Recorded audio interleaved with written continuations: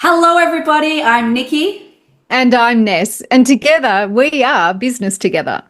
This episode, we dive deep into uncovering the blueprint for success, understanding the difference between unhealthy and healthy hustle, and how it can help you create a sustainable business that is successful and that you love.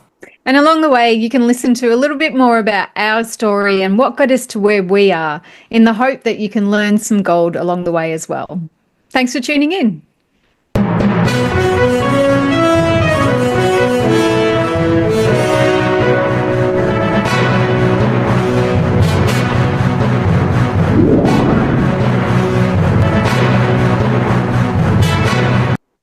Now, welcome to yet another exciting episode of the Online Prosperity Show, your ultimate destination for exclusive insights into the journeys of remarkable entrepreneurs. I'm your host, Prosper Taruvinga, and today we have a dynamic duo whose synergy is transforming the business landscape. Now, Nicky, how are you doing today? I am so good. I am thrilled to be here today with you. Your energy is magnetic and I'm loving it. Well, I was about to say I'm a little bit starstruck. I mean, obviously, our viewers are going to be knowing a little bit about yourself and what you've been up to and things of that nature. So, obviously, maybe that energy is a little bit of, nervous energy, but we'll figure it out as we go along. And thank you so much for joining us on the show today. And alongside, we've got Vanessa. Come on down. Hey! Come on down. Hey, everyone. Great to be here. Thank you so much for having us on. And as a duo, I know that when we go on podcasts, sometimes that's a rarity of having two people on at once, but we promise to not talk over the top of each other. And so you get a positive listening experience. Absolutely. I think this one is going to be one for the books, because obviously half of the time people are always listening to the one voice, but then when there's two people working together, it just creates that unique perspective. And I bet this is what you guys are also doing at Business Together, right? Yes. Absolutely. Now, for those that are listening right now, before we actually dive into Nicky and Ness' story, here's a fun tidbit that I came across. So apparently when, Nicky and Ness are working together, they say they've actually consumed enough coffee to keep an entire cafe in business. And, with the way people drink coffee in Melbourne, I think that's a lot of coffee right there. And obviously they've shared their love for a good brew in just one of the many things that they actually now use to fuel the passion they have to help businesses thrive. So as we go along, you're going to be noticing that the people we have on the show today are not novices when it comes to business, and they're not just business partners, they're actually powerhouse team with over 50 years of combined experience in leadership, sales, business coaching, and they've been doing this since 2015. All right, so that's a lot of years, almost 10 years if we're looking at it right now. And they've been on a mission to redefine success for business owners and focusing on smart growth strategies and also peak performance without succumbing to the hardcore hustle culture. So through Business Together, they actually assist service-based businesses in moving from chaos to clarity and helping leaders reclaim their time and energy. Now, I could go on and on talking about their accolades and everything else that comes along with it. It actually defeats the whole purpose of having them on the show today. I mean, I might just end up talking about things I'm not even qualified to talk about. I'm going to start off with you, Nicky. You've had a extensive background in sales and business coaching. Tell us what it was like for you prior to having met Ness when you guys then joined forces. So I was really fortunate to meet Ness. We did a lot of official coach training together and professional coaching, accreditation and EDISC and NLP. So we'd known each other for a number of years, and had our own separate businesses before we came together. When I think about my past and what sort of led me to this point, as you said, majority of my career has been in sales leadership, sales director, working with lower performing teams and really helping them implement the sales systems, strategies, processes to grow. And I can't help but reflect on my first business in 2009, where I made $17 in 6 months. 17, just want to clarify that, 17, I sold a DVD in 6 months. It was a personal development business. It was one of the most challenging times of my career, but the gift in that was that it was this personal development path. That's where I found coaching. So I'd moved from a sales role, high-performing sales agent, to then basically doing 6 months of personal development and not making any money, and then eventually getting back into sales director roles. But through that journey, I realized that, well, I have a love for coaching, for helping people succeed, for unlocking that potential within individuals and organizations. But I also realized that a lot of business owners, shock horror, don't like sales. They don't like selling. They don't want to sell themselves. Or they're the rainmakers. They've gotten the business to a certain level of success, but then the business is reliant on them. So that's what prompted me to start my first business, Evergreen Coaching, which was a decade ago. And then eventually on the journey, that was amazing, really successful, loved it. And then on that journey about 4 years ago, Ness and I came together. We'd been friends before and kind of had that conversation around, if you could do anything, what would that be? And also, business can be really lonely. Should we do something together? Which is where this whole journey of the last 4 years and really leaning into the work that we do now came about, which brings along everything that, I've done previously with the sales coaching and training and development, empowering businesses that are doing good in the world to really be able to increase their impact. And then also bringing that leadership piece that Ness brings to the table as well. So I trust, did that answer your question, Prosper? I could talk about this forever as well. Absolutely. Yeah. Absolutely. Thank you so much for that rich piece of history. Now, Ness, obviously with your leadership experience and everything else, did Nicky disclose this $17 in 6 months, escapade before you guys started? I just need to know, what the negotiation was with. Actually, no, that's a story that came out after we went into partnership. But fortunately, Nicky learned from that lesson, and we did make more than $17 in our first 6 months in business together, because I think half of that was not going to buy me a coffee at this point in time. So, it came apparent as part of the storytelling happens. Absolutely. But you've had a rich experience in leadership, and obviously, now you're working with people to help them, build their wealth and things of that nature. Let us know a little bit about your journey as well. And sure. So I had spent about 15 years working in the Australian Public Service. So back in the day, it was called Centrelink. I think it's now called Services Australia, which is a pretty tough environment to be working in at the time. And I was based in regional Victoria, and I kind of got to 2013 and had a year where a few things sort of formated this big change in my life. One of them was I did a community leadership program and started to realize I just didn't have the passion for the work that I was doing. And I wondered, I would come away from program days wondering what it could be that would ignite that passion. And then I had the opportunity to do executive level leadership, but that kept being taken away because I was regionally based, and this is pre-COVID days, so people like to have somebody sitting next to them in an office, and that became problematic.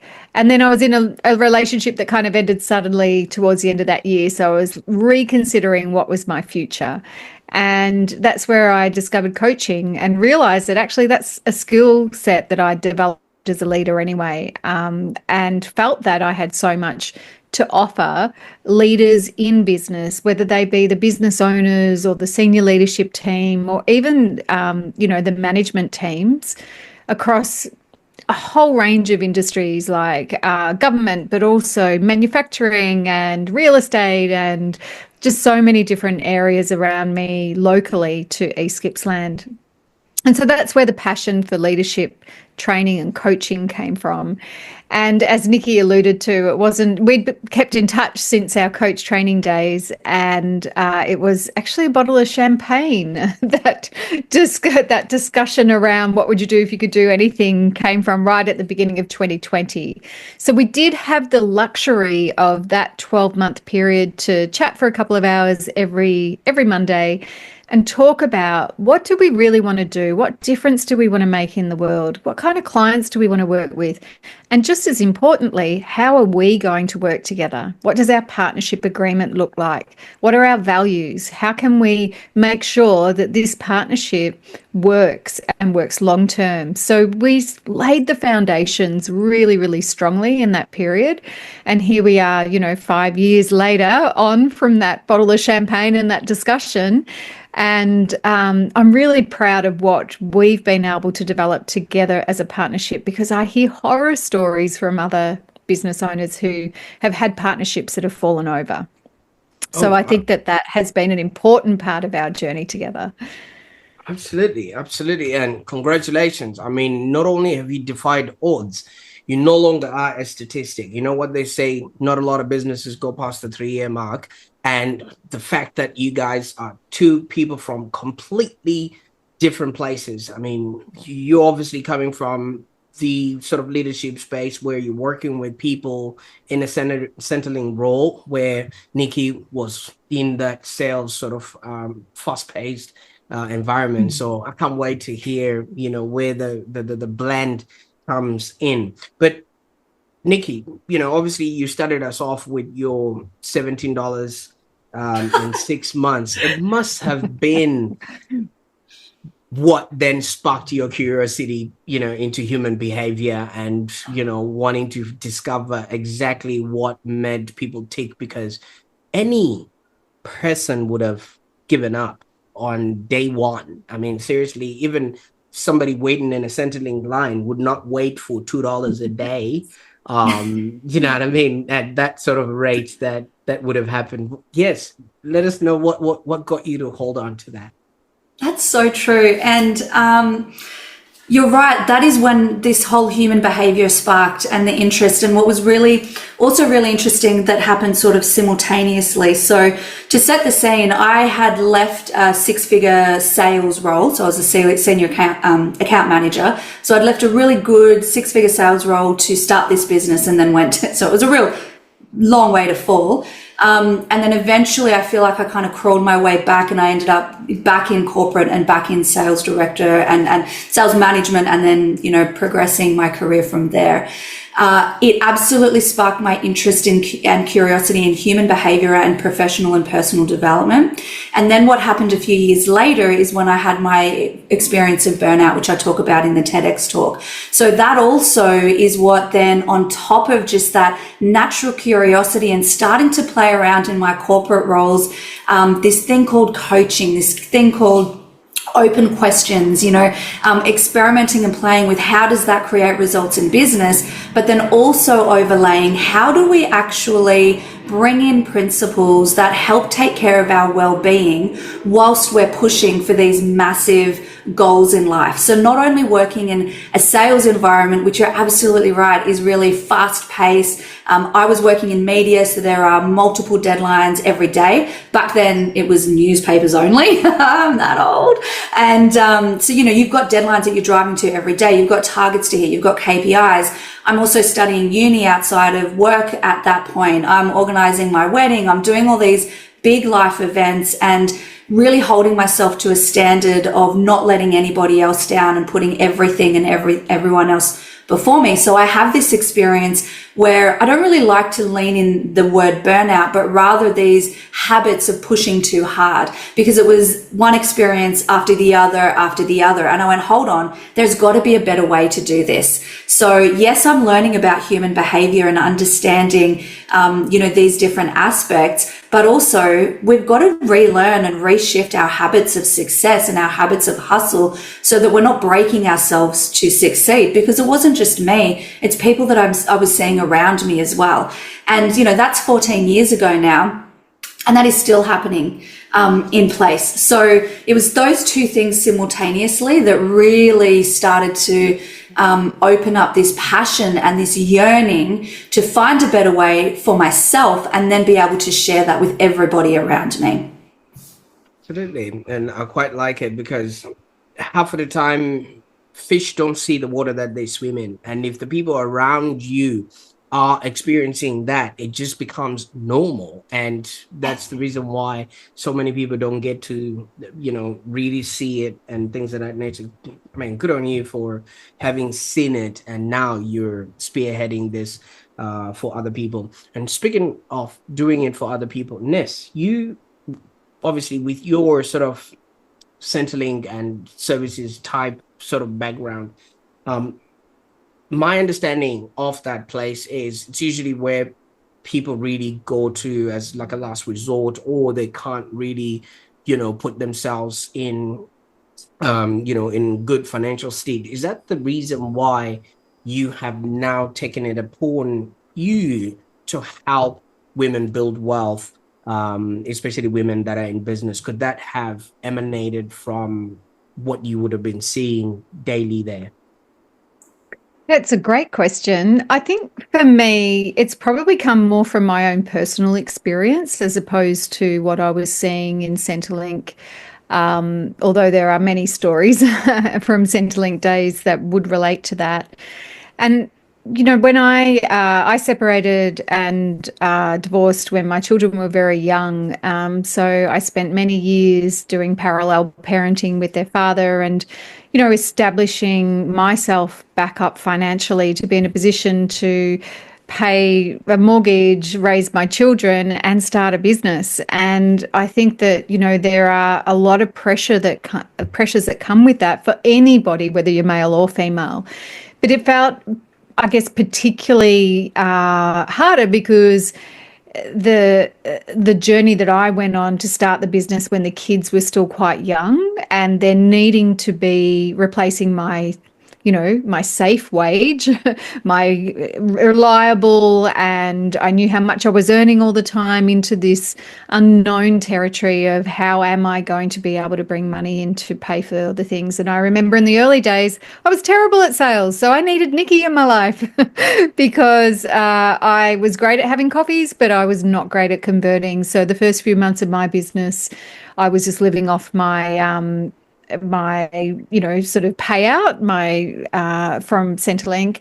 And then it got to a point where it was a line in the sand moment around, I'm either going to be back in Centrelink on the other side of the desk, which I did not want to be, or I needed to figure out how to do this business, how to become a salesperson, how to grow the confidence to know that what I had to offer was going to be of value to somebody to solve a problem. And if I was talking to somebody and I knew I could help, then I had to find a way to make them choose for me to work with them, because not doing that was going to put them in a worse position. So I grew this belief that I could help them with that. And that was, I guess, also fueled by my son, who was a teenager at the time, growing very quickly out of his clothes and not really being able to afford to replace them. So he'd be going off to parties in the, jumpers that didn't fit and short pants that were a little bit too short. And I'd be going, I promise as soon as I get my next client,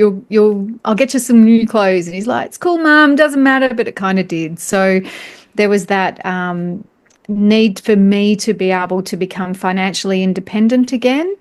And, for me, then it became, well, for women, particularly those that choose to go into business on their own and they are a single parent, or even if they're the breadwinner in the family, there's a lot of different pressures that come, not just financial, but emotional as well. So to be thinking about the long-term wealth building is so important, because the people I spoke to, or the women I spoke to back in the early days, some of them were running businesses but not paying themselves. And that was a common thing that I saw. It's a hobby. We have to see our worth, and we have to be able to step into that so that we can pay our mortgages and put clothes on children that are growing and all of those things. So it really became a bit of a soapbox and a passion point, knowing that the stats are against us as middle-aged women over 50s. That's the growing highest number of women, of people finding themselves homeless. And they're terrifying stats. So the personal push and the personal passion was probably what has driven that desire to particularly help women, but also good men in our worlds, to be able to focus on profit and long-term wealth. Absolutely. And I really appreciate you obviously opening up that tidbit of information, obviously about your personal experience. But my question now would be, given that scenario, I mean, obviously you did mention your son would have wanted to look good at a party, that whole wanting to put a roof on, on your kid's head, and the fact that you were recently a single mom, that would have put in a lot of pressure for you to actually hustle. And if I can ask this question to Nicky, that's what a lot of people are going through in life, where it might not be the scenario with the kids and everything else, but there's also that wanting to replace that income, which you wanted to replace that 6-figure income. So that alone would push anyone to the brink. And if your back is against the wall, the only thing you do is hustle, and hustle we shall. Yeah. And I think it's important to remember that we do need to hustle sometimes. And there's times when we're going to hustle harder. There's times when we are going to have those longer working hours. There's times where we'll have to do the weekend. What we're encouraging people to do, and what we do for ourselves, is to really be intentional with the hustle. So we've got this term, healthy hustle. It's the title of the book. We talk about it a lot. The definition of hustle is to know when to push and when to pull back, because we know that the hustle is what creates momentum. It creates focus, energy, and drive. But if we only go on, push, then that's when we can lead to, it could be burnout, it could be entrepreneurial addiction. So this is another aspect for people to really think about, and that we're always checking in. It might not even be burnout, but that place of entrepreneurial addiction where we're addicted to the work. When we're pushing too hard, the challenge is it becomes the norm. It becomes the habit. So it's not just, I've got this project and I need to complete it. So yeah, family, I'm going to have to, you might not see me as much this week. All of a sudden, it's this week and it's next week and it's the week after and it's the week after. It becomes the norm. It's like you said, fish can't see, whatever that was that you said. That was a good analogy. So we don't realize that we're doing it. We don't realize how exhausted we are. 94% of workers report chronic stress at work. So chaos is driving poor decisions. This has a flow-on effect in terms of the quality of the work. But you have this conversation with so many business owners and leaders and high achievers, and they're like, no, it's all good. I know, because I've been there. Remember those patterns of pushing too hard. So yes, hustle. Go ahead and do that. We do that ourselves. We have moments and times where we push harder. And what's the pullback? What's the offset of that? There has to be that flow. I talk about, I've said in the past in the TEDx, I used to be the head of the Hustle Culture Club. Head of the Hustle Culture Club. I'm here, let's go. But I didn't realize that there was a difference between unhealthy and healthy hustle. So we need to get intentional and get clear on what that definition and meaning is. The other thing I'd say around that is, I can't tell you what that definition is for you or for Ness or for, people that are watching and listening. we've all got to create what that means for us, depending on, do I have young kids? Do I have grown kids? Do I have a wife and 3 dogs? Am I solo? Like, what does that actually look like? We have to define that for ourselves. I like that a lot, because I was beginning to think, you did mention you were the poster child for the hustle culture and things of that nature. There's receipts on the internet. I've seen photos and videos, so it's interesting. But you're absolutely right. No 2 fingers on the same hand are of the same height. All right. So each and every one of us really is different in the way they approach, and our family circumstances are sort of different. Now, maybe looking at your sort of skill set, Nicky, you have tools that you utilize for people to actually define themselves. Are they helpful in order for somebody to then see what sort of appetite of hustle they need to consume when they're sort of operating? Because I notice you have a belt with E-disc, NLP, and all those things that come along with it, which are self-identifiers. Yeah, I think the simplest place to go here is, as an individual, we've got to, again, the definition of healthy hustle as a core is knowing when to push and knowing when to pull back, and we need to define the boundaries around that. As a business, the definition of healthy hustle is a profitable business, as Ness said, with a thriving, happy team. If you've got a profit and a happy team, that's a good indicator that, okay, you've probably got healthy hustle, because your team aren't, completely burnt out and falling to the ground, or there's not a high level of sick days or high staff turnover, etc. I think really, if we chunk it down, if we just simplify, because there's so many things we can do that adds to this place of overwhelm. Interestingly, Google search results for how can I manage my time more effectively have increased by 6 billion in 2.5 years, which blows my mind.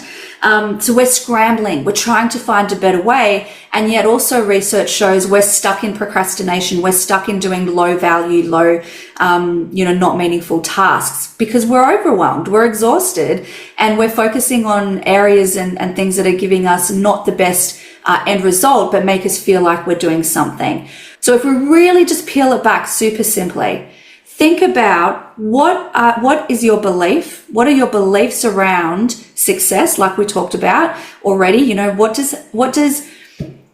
does success look like for you? And yeah, money, but put that to the side. That's another way you can get clear on your beliefs. What are your beliefs telling you about time?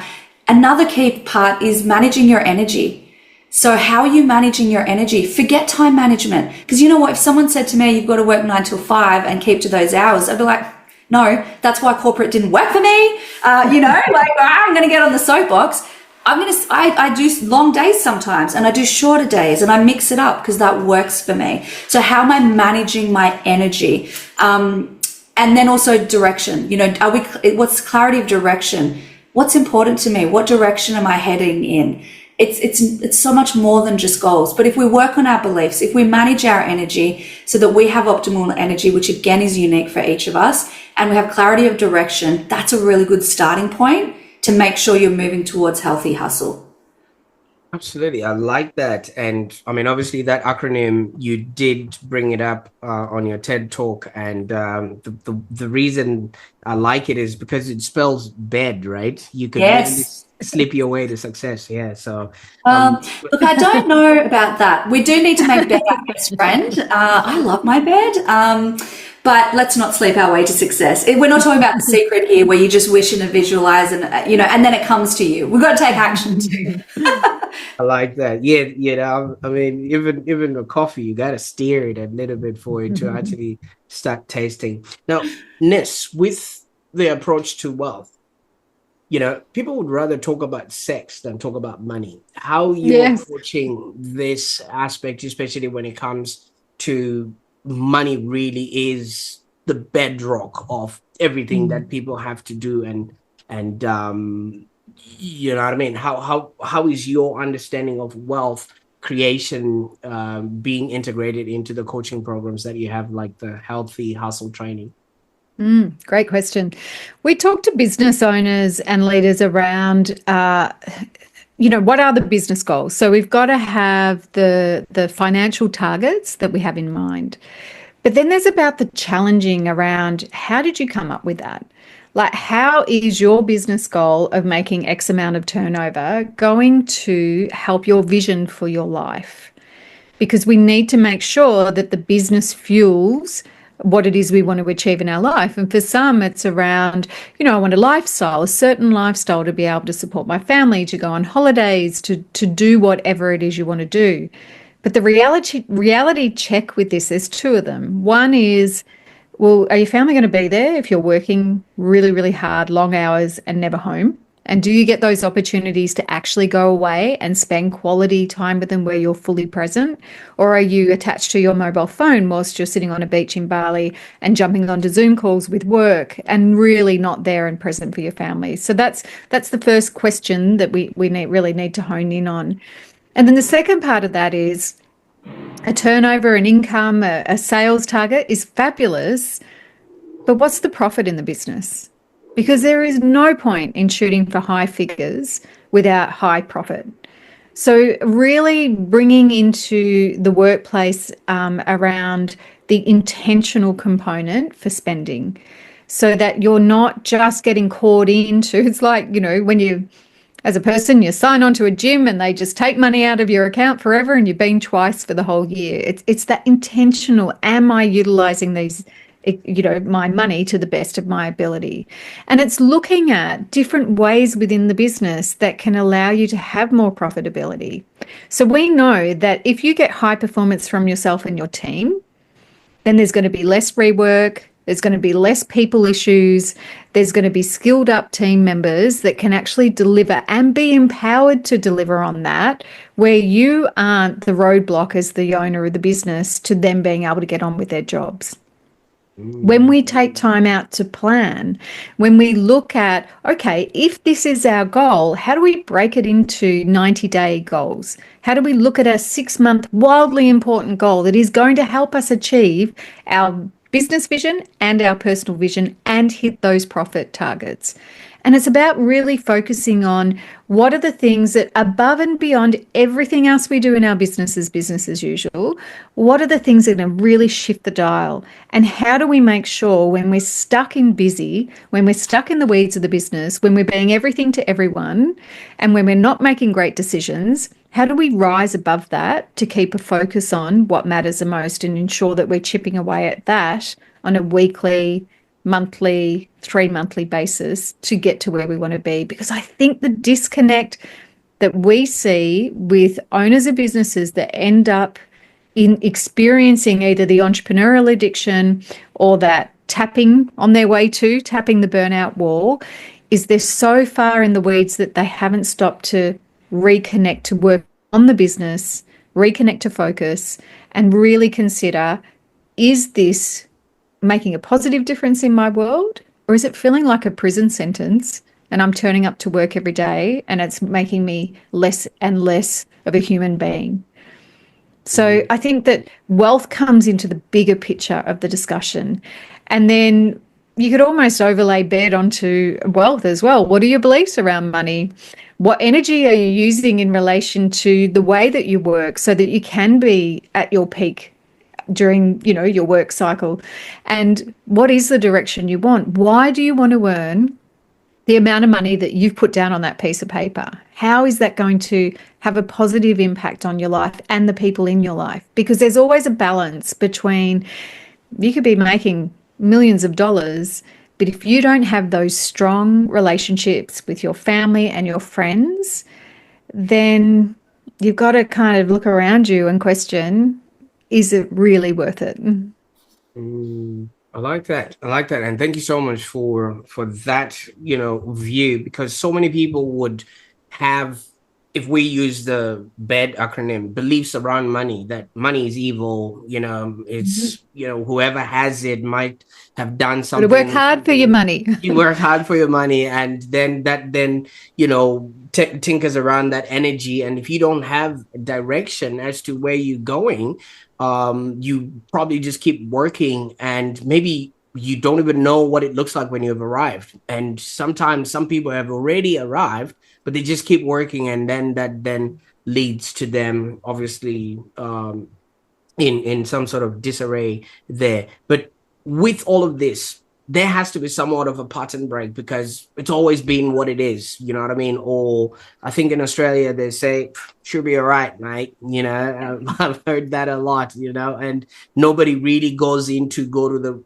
core root of everything else. And I'm thinking, Nicky, here is where you come in with your skills and tool set. And how do you approach breaking these limiting or beliefs already and cycles that actually hold people back in business and in life? Because I literally believe you can't climb the ladder of success with your hands full. So all these beliefs and energy that people are just putting around them is actually pulling them back instead of catapulting them sort of forward. Yeah, it's so true. And it, you know, to be fair, it is one of the biggest challenges in this work because there really is this mentality of either she'll be right or I don't know any other way to do it. My success has come because I've worked this way. There can be fear around, if I change how I work, will I not be as successful? Will the business go backwards? You know, there's this trajectory of time in business and results. There's success in business. The revenue has grown. The team has grown. It's been really great. But then there's usually this point, this inflection point that we call the growth set point, or perturbation point, because it's really painful, where the business owner is thinking, well, hang on a second, I don't know if I can continue the way that I've continued. Something has to change, but I don't know how to get to my next frontier of growth. So I'll just keep going as I'm going. And then what happens is either the business plateaus or it goes backwards because eventually there's an impact on the individual, the business owner or individuals in the team. And, you know, really what we look at is there's 3 key challenges and problems that a lot of business owners and leaders are facing at the moment. Their business is feeling really chaotic at the moment. They're feeling super stretched. They're on juggle street, being all things to all people, despite having a team. And they're stuck in the busy trap. So again, on their way to hitting that burnout wall or addicted to their work. So what we come in and do, and whether we're working with you one-on-one or any of our content, anything, you know, we just encourage people to consume and take on this challenge that we're putting out there, for thinking differently and for doing different ways. You know, it's about helping people move from business chaos to a place of leveraging smart growth. And that is exactly what we've talked about. Have a plan, equally focus on sales and profit. That's your formula for smart business growth. So even if you're just listening to this conversation, I'd really love for people to be thinking, do we have a clear plan that's simple? Ness talked about all of that, so you can rewind and listen to that again. And an equal focus on sales and profit. To get off juggle street, we want to help people move to peak performance, leverage leadership for peak performance. So the 3 key elements to move from juggle street to peak performance is to make sure that you're building a thriving culture. You've got really clear operating rhythms in the business. So clarity of expectations, position descriptions, regular touch points with the team. And you're upskilling your people, you're coaching them, you're training them. So that's the formula for peak performance. When you have smart business growth and peak performance in the business, it actually frees you up as the business owner or the leader to have a focus on moving away from the busy trap to a place of time freedom. And time freedom means choice of where you spend your time. Too many business owners and leaders, as Ness said, are getting pulled down into the weeds, tethered to the business. Verbatim, we have had clients say, our business feels like a jail sentence. That's not our words. That's your words. You know, like I say you, if it's resonating for you. But you've got to have smart growth and you've got to have peak performance. So then we can work on things like mindset, optimal energy, working to natural drivers. So you've got choice of where you're spending your time. You can get on the balcony of the business, or you might get out of the business and let your team do the work. Like, what is that next for you as the business owner leader? But the challenge is a lot of people aim for that, but they haven't got smart growth principles and they haven't got peak performance happening. So they can't step back. So they try, it doesn't work. They get pulled back into the business and they're like, well, it doesn't work. I've just got to be like, this is the way that it is. So really what I've given there is a little formula to look through to think, do I have these things in place? Am I strategically focusing on these things? Because that's what's going to get you out. And by you, I mean all of us. Absolutely. And thank you so much for obviously pulling us out on that one, because so many people are hiding behind stuff and not really reflecting and looking straight into, the eye of the tiger there and say, hey, are we actually doing the right things at the right time? But we all understand and all know that if it was easy, everybody would be doing it. Do you know what I mean? It's just one of those things that so many people are looking at and thinking to themselves, but with such a laid out plan, I actually think you guys are giving people back to themselves. You know what I mean? You're putting together all those ingredients and literally, giving them back their time, their freedom. And Mm. Ness has mentioned earlier on, time with family, and doing what actually matters most. But somebody will be watching this and maybe rolling their eyes so far back they can even see their breakfast and thinking, does this even work on humans? So maybe, I don't know, Ness, would you maybe, without maybe mentioning names, do you have an instance where a client's business was on the brink of maybe burnout and your intervention led to a revitalization of them as a person or as a useful member of society? Absolutely. And in fact, I will use names because our clients are quite proud of their results. And we had our book launch in Brisbane last year, and our client James was up on stage being interviewed with us around the impact of the changes that he's put into place in his life and his business based on this model have had. And I think, the one that resonates with so many, because we hear about the money and we want to know the KPIs and we want to know what success looks like to people. And he has experienced 98% growth year on year in his business over a 5-year period. Yay, that's amazing. However, we didn't celebrate that anywhere near as much as we celebrated the fact that he went on a holiday with his family without being contacted. The fact that he can sit at the dinner table and not have his mobile phone right next to him, picking it up, answering it, sending text messages whilst the family are eating dinner. The fact that he has breakfast with his wife every day and then takes his son go-karting on a Wednesday night and picks the girls up from the school. Because that's what matters the most. And the really interesting thing, what I love about James's openness to sharing, to help others understand how you can get out of this mindset of what success looks like, how you can challenge that belief that you have and create change and yet still have growth, still have profit growth and revenue growth and still grow a team and make a difference in the world. The thing I remember James talking about was when he was growing up, success was based on what his dad did. So his dad was a successful businessman. But what he saw as a little boy was dad coming home at 7 o'clock at night, walking straight in the door, putting his briefcase down, sitting down and having dinner, and then the kids go to bed. And James talked about a really exciting time in his week would be a Saturday, going to work with his dad. And he used to feel like a grown-up, going in there. Dad's invited me to come in to work with him. And they used to play hide and seek. But as he got older, he kind of clued on that actually Dad was never looking for him. But the hide and seek component meant that he could be quiet while Dad worked. So James really had to stop and think about, hang on, if that's what's measuring success, that's what my belief is about success, and I want to break that cycle and that pattern, I have to do things differently. And it takes an unraveling. Some things, blinding flash of the obvious, can happen in a moment and change can be made. But some things, if we have taken years upon years upon years of growing this belief and seeing evidence of this belief and the entrepreneurial addiction that says if all of that hustle and not being home and coming home late and, playing tricks on my kids, if that all leads to 98% growth year on year, then how do I change that?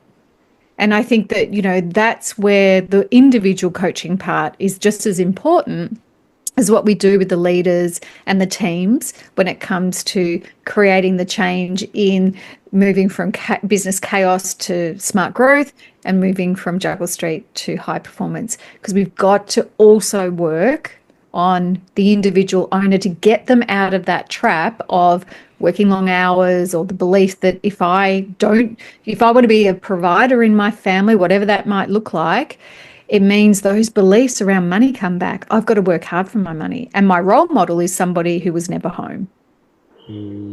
So we celebrate those changes the most. Absolutely. And I can so see, because somebody's version of success that, he was trying to emulate is not what it seems, so not all that glitters is gold. And obviously, thank you so much for sharing that story of, for James. And I think whoever's watching right now might see themselves in either James' dad or James himself, and this will be a right time for you to really, really pay close attention to where you're headed. What is the direction of what it is that you're working on now? Obviously, this is all interesting and good, and everybody's all raved up and excited about what to do. What would be the best way to maybe get started in figuring out how they can start doing business together with you guys? Well, I mean, I feel like a good starting point could be getting our book. So much of what we've talked about is in the book, along with James's story and a roadmap, a blueprint of how he got there and others. I also just want to add to that story because it just gets me every time. Danielle, James's wife, has actually said thank you to us because she got her husband back and the kids got their dad back. And so oftentimes I think about Danielle and I think about the kids. It's made such an impact on James, but to hear that from the family member as well, and the kids are now so much older, and it's just, if you are feeling, what we ask is that please don't get to the point where you hit that burnout wall or you turn around and your family's not there. There's other clients we've worked with and examples where there has been a crossroads where they've had to choose. Do I actually want to keep my family around me, or do I need to make a change in the business and how I do it? So often people leave it too late. If you feel an inkling, if you've resonated with anything that we've talked about, even just a little bit, now's the time to take a pause and reflect on, could I be doing things differently? We don't want to throw everything out because you have succeeded. You have gotten to this point. But at the end of the day, as Oliver Burkeman says in his book, 4,000 Weeks, if we're lucky enough to live to 80, we have 4,000 weeks on this earth. And I don't want to do the maths of how many I individually have left. So what will you do with that one precious life? Are you going to get caught up in the business chaos, the juggle street, and get stuck in the busy trap? Or will you take conscious decisions about how you can actually start having more time with family, stepping back so your team can actually step up, and really looking at how you can grow your business in a smarter way? So the action that we ask is, whether it's buying the book or downloading the free first chapter, is please just take one step. We don't care how small it is. Maybe it's having a conversation with your wife or hubby or partner to ask how your working habits are affecting their daily life. Maybe it's taking a lunch break. Maybe it's booking a holiday and committing to leaving your laptop at home. But please just do one thing, because you're so right, Prosper. This is breaking cycles. We're breaking cycles here. And as a society, we need to create change. And it is actually our duty as business leaders to create the change, because people are watching us. We get to create a ripple effect here. Oh, absolutely. Absolutely. And obviously, the ones that are tuned into the Online Prosperity Show are gawking in and really watching you guys and listening and everything else that comes along with it. But I can't thank you guys enough for the time that we spent on the call today. I mean, it would be remiss for me, however, to not ask. I mean, you guys came together. You obviously, Nicky, with your $17 in 6 months, and Ness with your family situation and everything else, and you guys combined, and now you are this powerful force to be reckoned with. First of all, what's been the biggest highlights of working together? I don't know, maybe it's something you guys have never told each other that maybe you would also want to bring to the table that would really solidify what you guys are doing together. I Nicky knows what mine is. Like, I love working with Nicky so much because what I found when I was a solo business operator was I told myself a belief, a story in my head that I wasn't overly creative. And that held me back from writing content and developing programs. And I would do it, but it would just be a very long-winded way to get there. And I'm constantly, that imposter syndrome is popping up and that question was being asked. But what I found when I started working with Nicky was we do all of our creative. So all of the content, our IP in this book, Healthy Hustle, is us. It's us getting together and brainstorming. And what I saw through that was actually I've got a lot to offer. I've got a lot to put on the table here, and my contribution is valuable. And I think that that ability to have somebody else to bounce off, for me anyway, has just been a world away from where I was when I was a solo operator. And we have the benefit of we're both coaches, so we can support each other and, you know, pull each other up on those days that are a challenge or a struggle, and watch out for each other and really have each other's back. So I love working with Nicky, and I know that our clients also love our combination because we're so different. Our styles are different, our experience is different, and they really enjoy that dynamic that you would be seeing in this conversation today. So I could rave for hours about how much I love working with Nick. So that's, but I'll stop it there. This is so lovely. I love that. And I think for me, so many different things as well. And the thing about Ness is that no matter what, you know, she has your back, and there is zero judgment. There is always 100% support, and the freedom for me to be able to still come together in this business, but do it in my own way. So I was diagnosed with ADHD a couple of years ago, and it's just, Ness just creates this space that is always unconditionally supportive, no matter what. I don't know. It's just amazing to experience. I really, really appreciate it. And I love that we really encourage each other to lean into our strengths and gaps or opportunities for growth, but we also feel those for each other, which is really cool. But personally, just that embracing and encouraging me to embrace who I fully am, and loving that and creating that space of unconditional support is next level. And our clients get to experience that, which is also amazing. The crazy ADHD and then the unconditional support. Oh dear. I shouldn't say crazy ADHD. Let me rephrase that. Wild ADHD that's like a bouncing ball all over the place. And then that grounded, solid space holding. Yeah. Thanks, Nick. Well, you know what? That was beautiful. Just that last segment there, both of you guys obviously paying homage to how each and every one of you guys has lifted each other up. But now that you've gotten us into your world, what's next? What can we expect now moving forward? Well, come and follow us on LinkedIn. That's where we love to play. So you can connect with us there, have a conversation, continue this conversation with us through the DMs. We also have our website, which I'm sure you'll link to. And if you're somebody who has really resonated with this and you want more action than just reading a book, get in touch. We're here to support you. We do so many different things to help and support people, from coaching to coming in and working with teams. So if you want that more one-on-one approach, then we're not scary people. Pick up the phone and have a chat.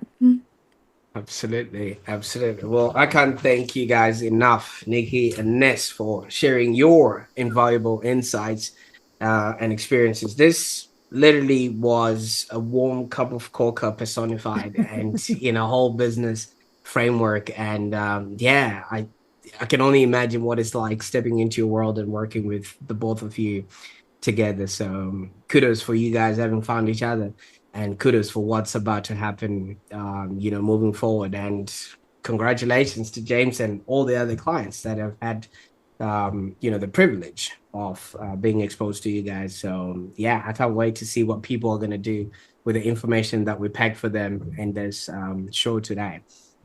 Amazing. Thank you so much for having us. Yeah. Absolutely. And thank you particularly for that last question. We've never been asked that. It was just a beautiful moment to reflect. So thank you for that gift. And for those that are watching right now, obviously, if this conversation resonated with you, I want you to consider adopting a healthier approach to business that could literally transform your life. I mean, we're not here to burn out. And as Nicky and Ness have said, it is something that is a beautiful outcome if you put your hustle to good use. Now, while you're at it, don't forget to subscribe to the Online Prosperity Show for more enlightening discussions like this. And as I have been told, in our next episode, we're going to be exploring ideas that could lead to a happier existence. But while I have you, I encourage you to share this episode with somebody who might be on the brink of burnout and who might actually resonate with today's theme. Just, wish them all the best so that they too can continue to grow and prosper. And as we have promised, we're going to be delivering all the links that Nicky and Ness have mentioned in the show notes below. And just make sure, you take your time and create a business that's actually profitable and enjoyable. Because I want you to remember one thing: your journey to a thriving and fulfilling life just starts with a single step. So why not take yours today? Bye for now.